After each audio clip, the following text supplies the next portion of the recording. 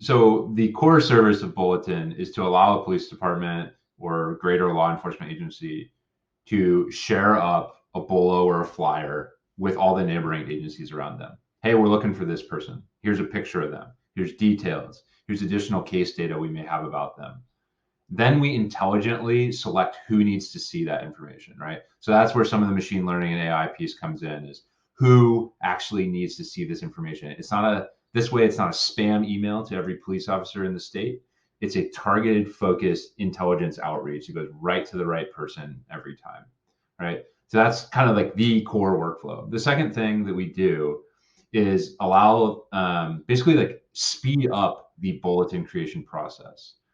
The bulletin creation process is something that every police department in the United States engages in. When they have something that they need to put out to the other agencies, they go in, they open up Microsoft Word or Publisher, they drop a few photos in, wanted, something like that, put a blurb about the person, contact information, convert it to PDF, attach it to an email, spam out to the state. Oh, that guy's out on lunch. You get the return, you get 500 emails in your inbox.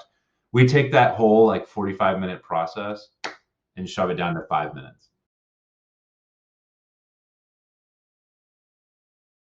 Hi, everyone, and welcome to this interview with Matt White. Matt is a former U.S. Naval Flight Officer turned entrepreneur. He has studied at MIT Sloan School of Management, and where he did an MBA, and currently is the co-founder and CEO of Multitude Insights, which is a company that focuses on enhancing public safety. Specifically, they're building Bulletin, which is their main product, which is a collective intelligence and collaboration network. So, Matt, first and foremost, thanks a lot for joining. Great. Happy to be here. Good to see you. Thanks. So, I figured we could start talking about your background in the military. So, as someone who's coming from a country whose military spending is close to nothing, it would be interesting to hear a little bit about what your background was there, what your day-to-day looked like, and so forth.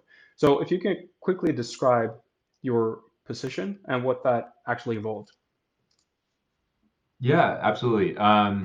So like you said in the introduction, I was a United States Navy naval flight officer, which is, most people may be familiar with the movie Top Gun. The closest way to describe it is Goose instead of Maverick. So we are not the pilot flying the aircraft, but rather the officer that is in charge of all of the what we call mission systems. So whether that's an intelligence collection system, weaponeering, those type of things. I served on board two different aircraft.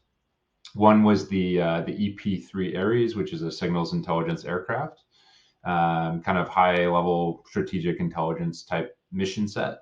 And then the second aircraft was the P-8 Poseidon, which is one of the newer aircraft in the U.S. Navy inventory, with a mission that's mostly focused on what we call anti-submarine warfare, or ASW.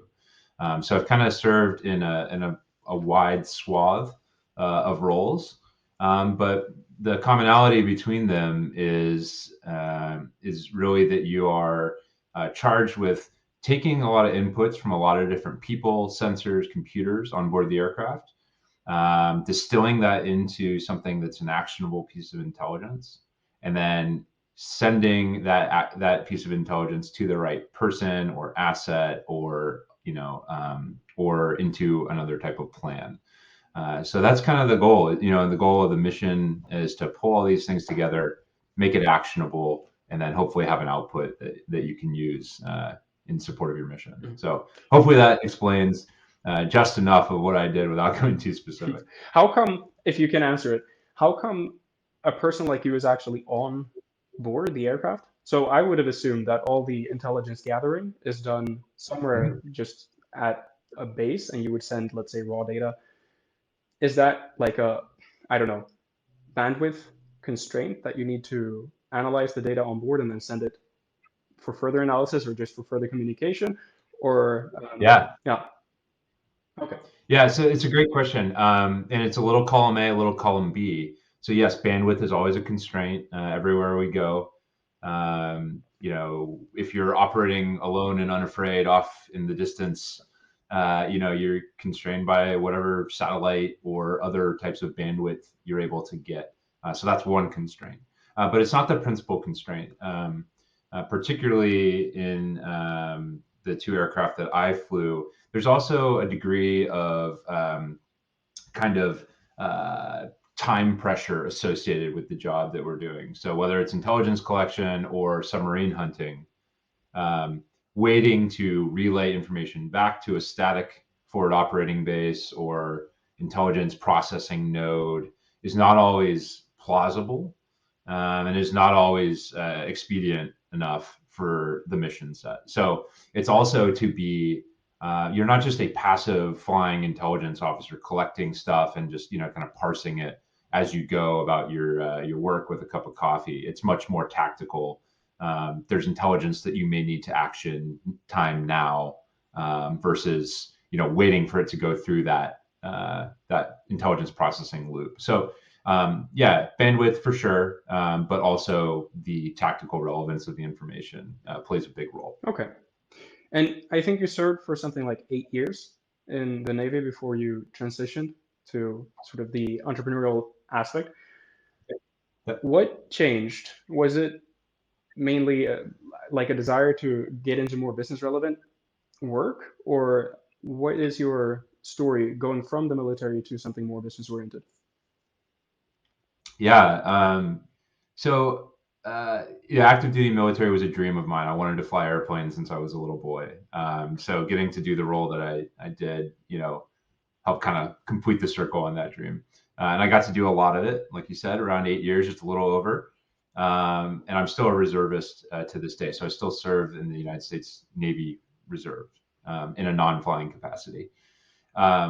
But I also, I have a passion for public service of a wider variety, and I was getting more and more excited about some of the projects I was thinking about, particularly the one that we're here to talk about today, and decided that I think it made sense to leave active duty service. I really wanted to pursue higher education, in the policy sphere and in the business sphere, and wanted to really, I guess, kind of work inside of the what we'll call like broadly like gov tech space. I thought that after working inside of the military and inside of the government for so long, I saw a lot of places where private sector innovation could really bring capability and assets to the fight, so to speak, to public service in a broader capacity. So I was excited to do that, and it was time for a change. And my wife didn't hate the fact that we weren't going to have to be moving around every 2 years as well. So that was nice. That makes a lot of sense. So Yeah. when it comes to the product that you're building, I think maybe it makes sense Yeah. to introduce that first. I also want to get back on track with something you said just before, which is sort of the overlap between the military sphere and then the wider public service sector.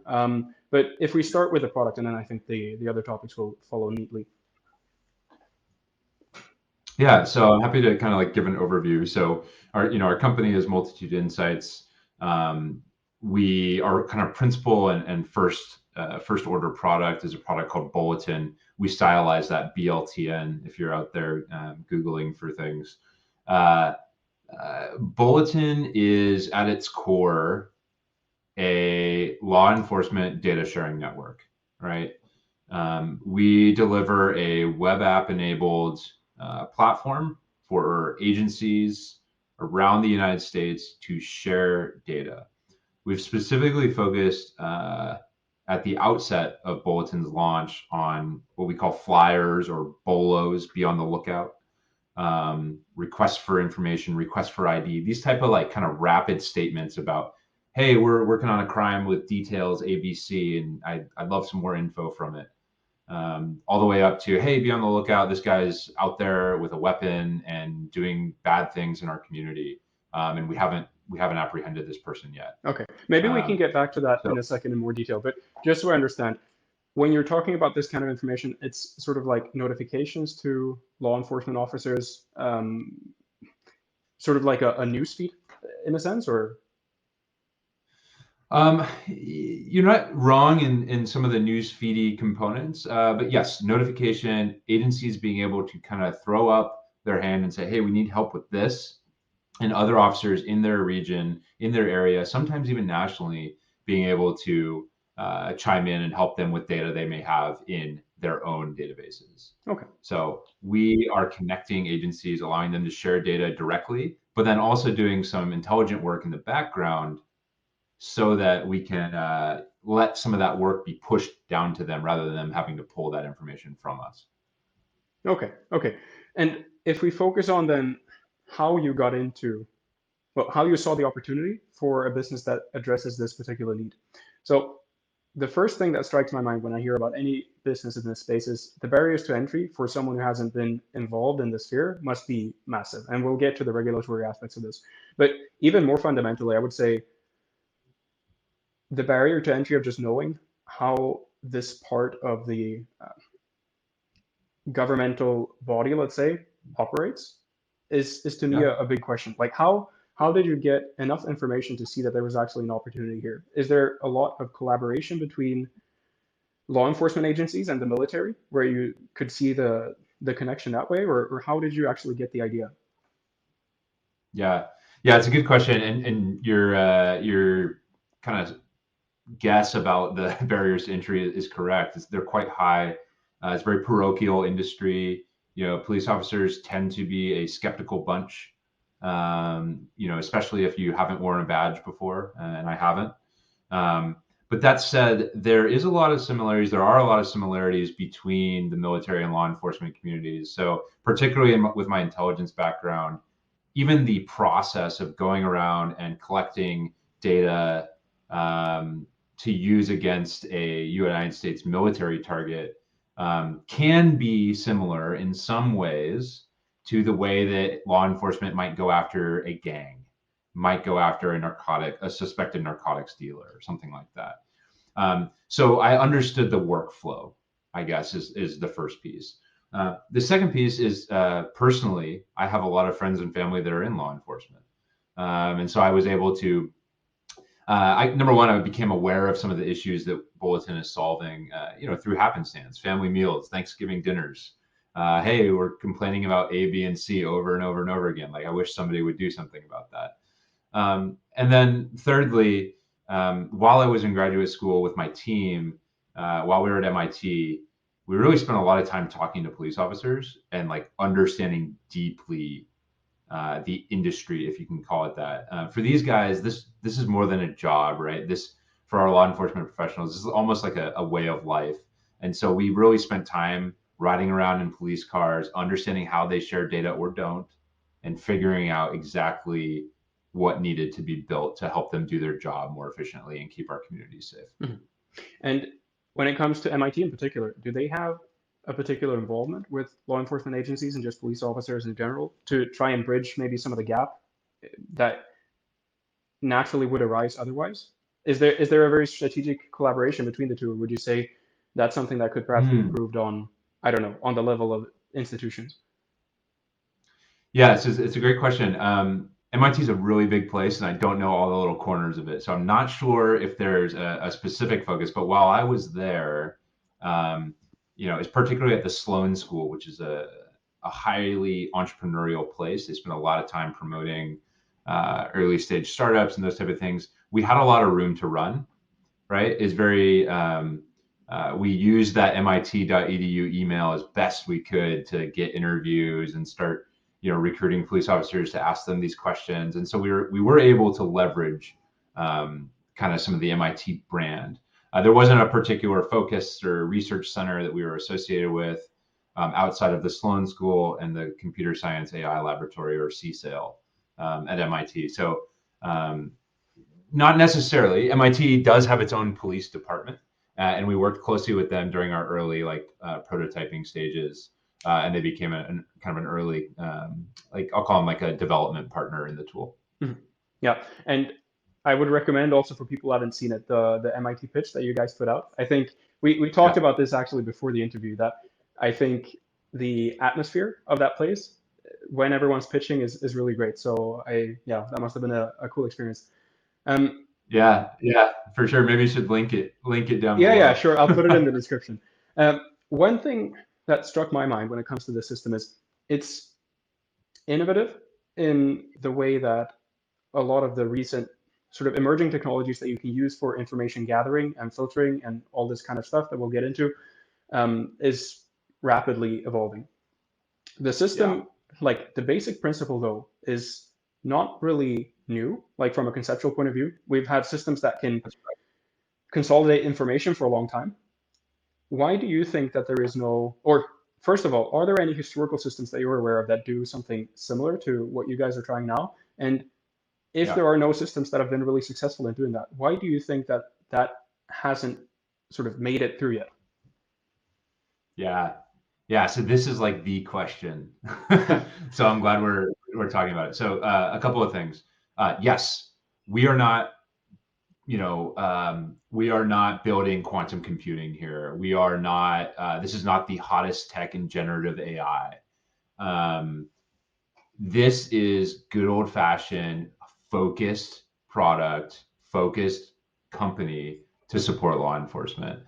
Um, Unfortunately, or fortunately, there are 18,000 police departments in the United States.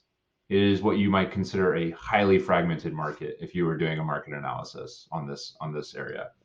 That's partially, and probably I shouldn't even say partially. That's primarily because of the federated nature of our government. Right? You have federal, we have state, we have county, we have local police, we've got university police, tribal, military. All of this makes for a super complex interjurisdictional play. Okay, with that as background, up until now, nobody has done a good job getting all those people to talk to each other, right? That's a massive problem. It's not purely technological either. It's partially cultural. We've all seen the buddy cop movies where some police officers investigating a crime scene, and another one jumps in there and, oh, the feds are here. Hey, not in my crime scene, pal. Like something like that. That's a real thing. Police officers are somewhat territorial about what they want to share and with whom. Um, so with that as background, things have started to change recently. One, there's federal money being pushed towards this problem. They realize, hey, there's a kind of antiquated systems, haven't really had a cyber refresh since the late 90s, early 2000s. It's time to kind of do this overhaul, digital infrastructure overhaul that we need and haven't been spending money on. So let's put some money towards that. So that's creating some tailwinds. Um, Second is we have a generation of law enforcement officials who grew up with one of these, right? They're used to being able to push and pull information at will in their normal day to day lives.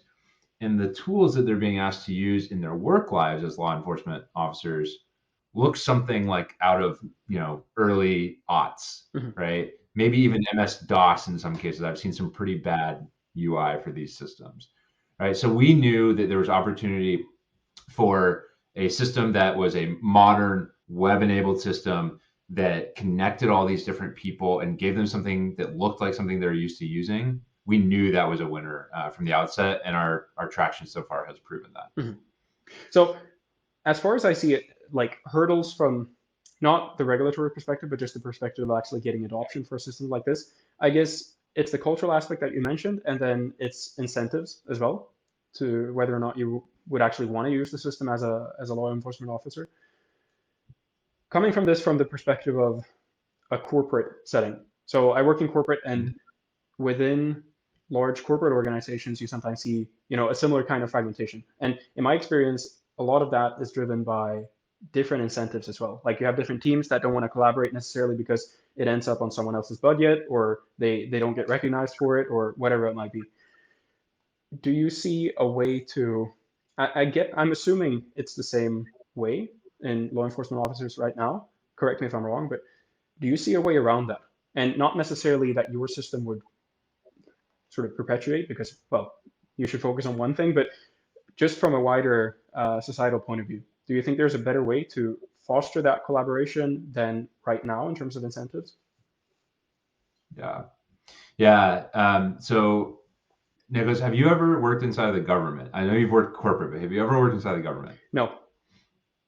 Okay. One thing that every government employee, military, Health and Human Services, police officers, whatever, will tell you is that like tech systems are terrible. Right. So what like a truly major roadblock and hurdle has been like, hey, it's just really hard to collaborate. It's really hard to do this well, right? It's really hard to share information inside of a CJIS compliance system that it looks like something I know how to use and I don't need 28 hours of training to use. So that's one piece of it. To your point about incentives, yeah, there's always going to be conflicting incentives. We are not going to get every police officer on here right away. But we've done a couple of things. One, there's value in our tool beyond just sharing data with your neighboring agency, just helping your neighbor out. We have a whole bunch of tools that go back and look at your catalog of information, suggest combinations and opportunities where, hey, you've issued a report about this same thing 4 times in a row. Here's an insight about that. Hey, we're going to save you time every day on a report you have to push out anyways. So there's some time savings and productivity angles to the tool, in addition to it being a fantastic intelligence database and repository. So it is kind of, I guess we're also appealing to our kind of inner selfishness as well. Hey, we're going to make you more productive. We're gonna do things faster for you that we know you have to do every day. And oh, by the way, if you're using this system, you get access to all of this other data that's going to help you close cases and help you solve time or help you reduce how much time you're spending. So I want to dig into the specifics of how you, well, the features that you're looking to implement in the system in just a little while. What I want to just make clear first is how far along are you actually in the rollout plan of this? Because we're going to get to regulation in a second as well. And I guess the states that you're currently operating in plays quite a big role. If you're not able to share exactly what states like it's rolled out in, if there's some compliance issue, then just in terms of like the wide perspective of how far you've gotten in terms of rolling this out. Yeah, so as a new startup, this was one of the more interesting problems to solve. Is hey, like, how do we get access to criminal justice information? Right? It's like if you're familiar with United States laws on healthcare information, there's HIPAA, right, and protections around medical data, those type of things. There's similar protections around criminal justice data. So that's been a major learning point for us. I won't say the specific states that we're operating in, but we're based in New England. We operate in New England. We're also operating in the Midwest and the Southwest. All of these regions have certain sensibilities about data protections and regulatory approaches. And then even specifically, each jurisdiction tends to have its own audit checklist that we need to go through. So one, we start with the basic level of federal kind of rules and regulations around this, which is the CJIS thing I talked about, and kind of went from there. How specific are those? Like in terms of if you were to break the regulatory burden, let's say that you have to get across in terms of allocate it between national level, like state level. I don't know if there are even more local regulations like within states, but how would you break that down, roughly speaking? I think the federal, I'm going to swag some numbers here, so these are not scientific. I think the federal burden is 60% of it. Okay. Right? They lay out a good deal of rules and regulations about data encryption, login requirements, containerizing your tool, Kubernetes settings, like all the types of things that a web-enabled service like us, it's surprisingly up to date. I think the last time it was up to date was 2021, which is pretty good, all considered. So that'll get you about 60% of the way there. Most localities borrow most of those rules. They're required to adhere to them, and then maybe tack on a bit more. So maybe another 40 or 30% of additional regulatory burden, as you said, on the company comes from those local requirements. And those might be things like, hey, we have a background check requirement where you need to be background checking your employees every 30 days. We want to ensure that only mobile devices managed by police department personnel can access this tool on the go, as opposed to any mobile device with a login. So they'll do like additional restrictions on those type of things. And figuring out that patchwork, to any potential entrepreneurs listening in the government technology space, like that was one of the most complex things we've done. We're still building that capability out as we go, and to kind of come full circle to your roadmap and rollout question. We basically have completed our initial pilots with our initial pilot customers. We are in sales mode now and selling the product out to law enforcement agencies. We are always learning something new every time we sign on a new agency at this point. Everything is still new. We're still learning a lot with each new customer as we go. Mm-hmm. Have you been able to see yet, and maybe this is too early to really say, but across different states or just different regions that you're rolling it out in, is there a lot of variability on the local regulations? I'm thinking there might be a regulatory burden of, let's say, 40% that's set on the local level. But if that's somewhat similar between different regions that you might employ the system in, just that those regulations are as per the processes in place set on the local level for maybe historical, then it wouldn't be that much of a burden to, let's say, generalize the system across the US if we get to that point. Have you been able to see whether that's the case, or is that still speculation on my part? Yeah, Nicholas, it's good speculation. So I think our N value is too small at this point to have a generalizable rule. However, I will say that we have run into, hey, a region will let us deploy our software. 9 police departments in an area are good with one set of regulatory controls, right?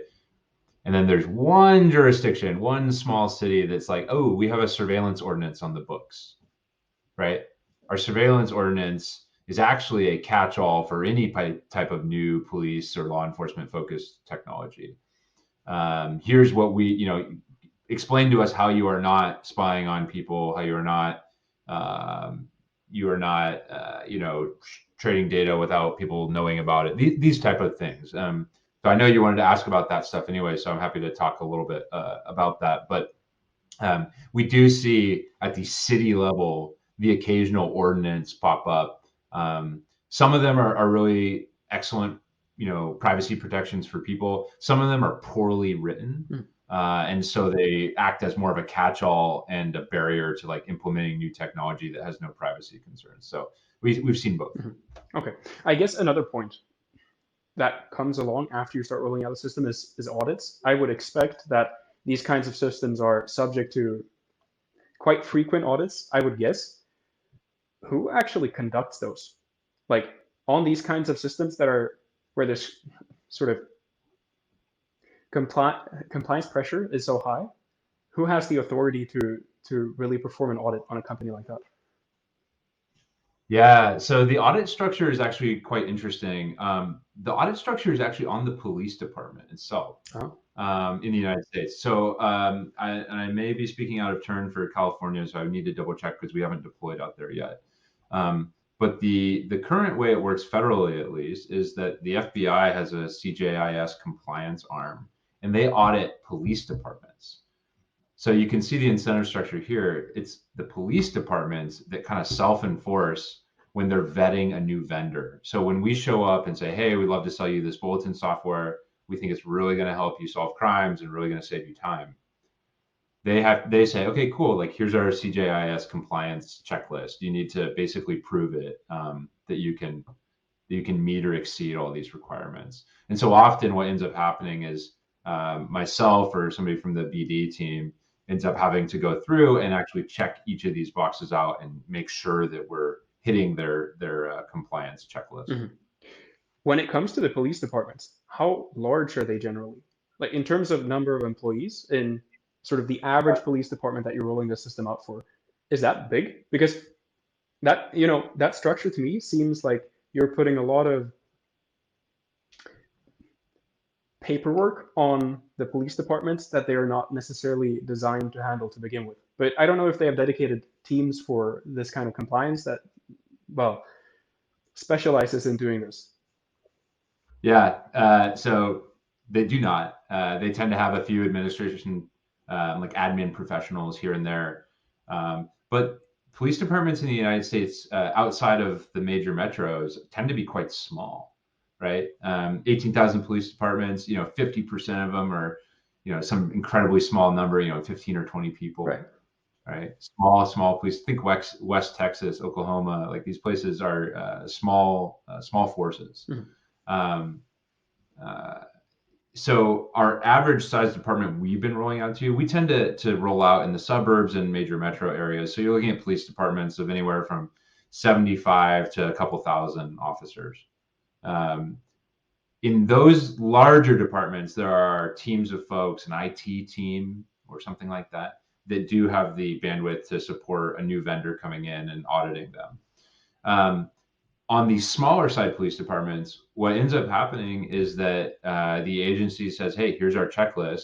And we go through as a young startup firm and say, hey, like, I'm going to write you a paragraph about each one of these. And so it's super clear.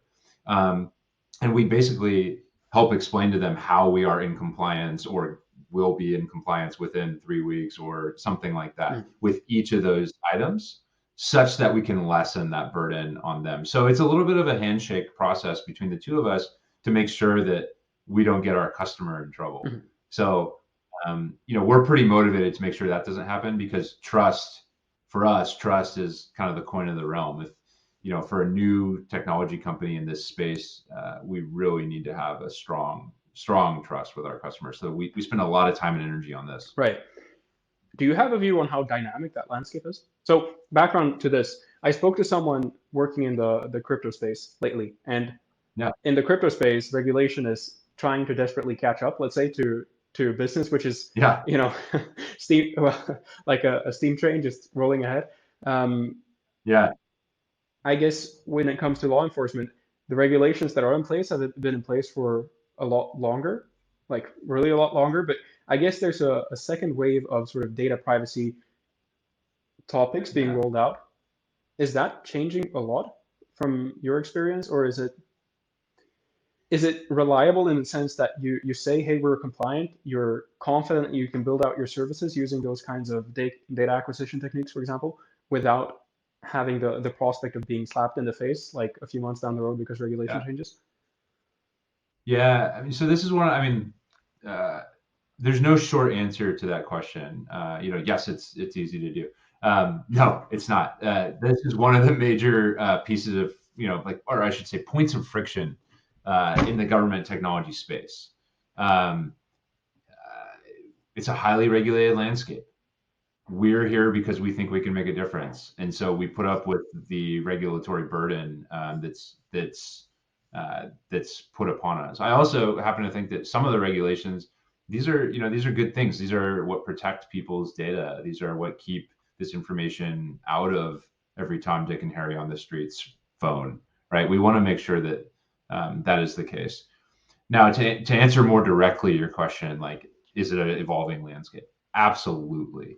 We have court cases coming down, yearly at the minimum, that change even the way the police are allowed to collect data themselves, right? So can you film somebody's front driveway? There was a case about that not too long ago. I think it was United States versus Tuggle was a big one, right? So can the police use video surveillance on somebody's driveway because they suspect them of dealing drugs in that driveway?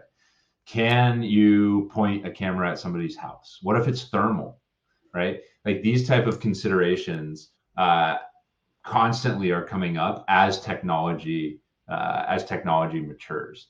So to say, do we have a good heads up on the landscape? That's part of our job, is to kind of have an ear to the ground, what's coming down the road as we get larger. That's definitely a thing that we'll be spending additional resources on, is making sure we're in the loop on potential regulation. And even something I've learned from working inside of government technology for a while, even advocating for regulation that we think is helpful for the industry. is something that we'll probably spend some time and resources on as well. Mm-hmm. So let's focus on the system for a second and the services you currently have, and then also sort of your plans for what could happen to the system going forward. So we mentioned briefly in the beginning the sort of notifications that you're providing now. Would you be able to summarize or maybe explain in a bit more detail, like the core services that you have as of now, in as much detail as you are allowed to, and then maybe we can talk about plans going forward. Yeah, absolutely. So the core service of Bulletin is to allow a police department or greater law enforcement agency to share up a bolo or a flyer with all the neighboring agencies around them. Hey, we're looking for this person. Here's a picture of them. Here's details. Here's additional case data we may have about them. Then we intelligently select who needs to see that information, right? So that's where some of the machine learning and AI piece comes in, is who actually needs to see this information. It's not a spam email to every police officer in the state. It's a targeted, focused intelligence outreach. It goes right to the right person every time, right? So that's kind of like the core workflow. The second thing that we do is allow basically like speed up the bulletin creation process. The bulletin creation process is something that every police department in the United States engages in. When they have something that they need to put out to the other agencies, they go in, they open up Microsoft Word or Publisher, they drop a few photos in, wanted, something like that, put a blurb about the person, contact information, convert it to PDF, attach it to an email, spam out to the state. Oh, that guy's out on lunch. You get the return, you get 500 emails in your inbox. We take that whole like 45-minute process and shove it down to 5 minutes, right? So we're generating these things faster. We're intelligently focusing them on where they need to go. And we're increasing how the intelligence value of each of these by making sure that the right people are responding to each of these things. So that's one piece. The second piece is I mentioned some productivity things that we do. We allow any police officer on the platform to direct message any other police officer in the United States, right? So we have a system where we can go out and actually contact any other police officer in the United States. This solves an age-old problem of, hey, I really want to talk to those guys 2 states away who I know have some information about this case. I don't know how to get a hold of them. Bulletin knows how to get a hold of them. I won't go into the details about how, but that's something that we offer that's quite productive. Mm-hmm. And then kind of the third like primary major workflow is we have what we call groups or task forces, right? This is exactly what it sounds like. It allows a police officer from jurisdiction A to invite other officers from jurisdictions B, C, D, E, F, etc., into a focused sharing group that has, has a common share drive. It has meetings and announcement features. It has a group chat. It has an evidence dashboard that allows you to post evidence there and collaborate on crimes. Really taking the roundtable meeting and moving it into a digital space, all secure, all vetted law enforcement personnel, all easy to use. And oh, by the way, like put it on your phone. Mm-hmm. So those are like the big things that we do today as of May 2023. Right. In terms of the first point that you raised, namely like the workflow that you're enhancing from creating the bulletin to sharing it with the right people and so forth, how do you locate, like roughly speaking, how do you locate who this is relevant for? Is that mainly like location based that you would want to find people in the proximity? I guess that would be like the first analysis, but do you have like, I don't know how the teams are structured, if you have individual people that are more specialized in certain topics and that like some piece of information might be relevant for them. Are you able to share some information about how you locate the relevant people for the bulletin that you've now created? Yeah, I'm happy to. So without going into too many details, proximity in like geography, excuse me, is definitely one of those things, right? That is one of the ways we know, hey, if you're in, I'll use a Boston example here, you're in Boston, you're sharing something, it's very likely somebody from Cambridge PD just across the Charles River is going to want to know about it. But not everybody in Cambridge PD is going to want to know about it, right? So specific people are going to want to know about it. How do you decide which ones? Well, what is the content about? Let's scan it with some of our technology and say, hey, this is actually about bicycle theft. Okay, low level crime, not that important. But the police departments that Harvard University and MIT University care a lot about that because it's one of their major sources of crime. Okay, so maybe let's focus in on those people. Okay, it's a blue bike. So-and-so from Harvard University posted something about a missing blue bike the other day. Interesting. Why don't we suggest that to them, right? So you can see how we start to narrow and focus the results. Very similar content recommendation engine to what you might see inside of something like Instagram, right? We're taking into account what we know about you because you tell us. The nice thing about law enforcement enterprise customers is they tell us what they care about, right? Geography, activity on the platform, and a few other things that we keep up our sleeve. Those come together to make sure that we get the right information to the right person. Mm-hmm. If we think about the data model for a second, that's another question that's very interesting to me. Like, you have a huge amount of potential data points that you could tag to a crime. Let's say you found a blue bike. You want to be able to intelligently map that to other things. Are you approaching that by means of a data model? Like that you have a very formalized way of putting in information similar to like, a form that you would fill out and then you try and map those kinds of attributes? Or is it more like you're trying to do everything sort of in an NLP fashion and trying to match things based on, I don't know, clustering algorithms, let's say? Yeah. Okay. This is a great question. So a couple of different things.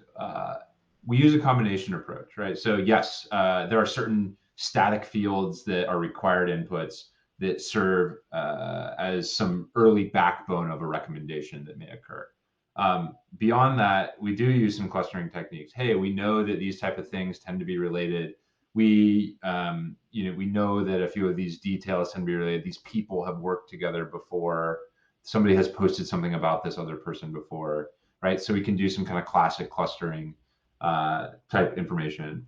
And the last piece, you threw in natural language there. We use some natural language processing techniques, some unstructured data analysis techniques to do named entity recognition and extraction and be able to like identify these things and match them together, right? So when you take a couple of these different approaches, again, we were born out of the computer science and AI laboratory at MIT.